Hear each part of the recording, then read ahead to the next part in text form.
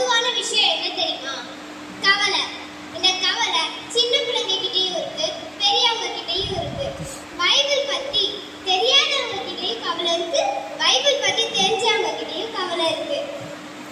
Bible பத்தி தெரியாதவங்களுக்கு இந்த கவலை இருக்குன்னா இதுல ஆச்சரியப்படுறதுக்கு ஒன்றும் இல்லை.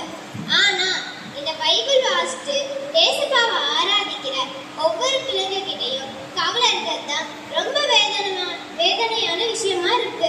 பைபிள்ல கிறிஸ்தவங்க ஒரே ஒரு கவலை மட்டும்தான் இருக்க வேண்டும் பைபிள் சொல்லிட்டு.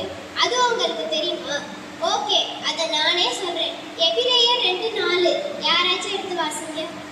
அடையாளங்களாலும் அற்புதங்களாலும் பலவிதமான பலத்த செய்திகளாலும் தமிழ் சித்தத்தின்படி பகிர்ந்து கொடுத்த பரிசுத்த ஆவியின் வரவினாலும் தேவன் தாமே சாட்சி கொடுக்கிறதுமா இருக்கிற இவ்வளவு பெரிதான விஷயத்தை குறித்து நாம் கவலையற்று இருப்போமானால் நல்லடைக்கு எப்படி தப்பித்துக் கொள்வோம்? புரியுதா?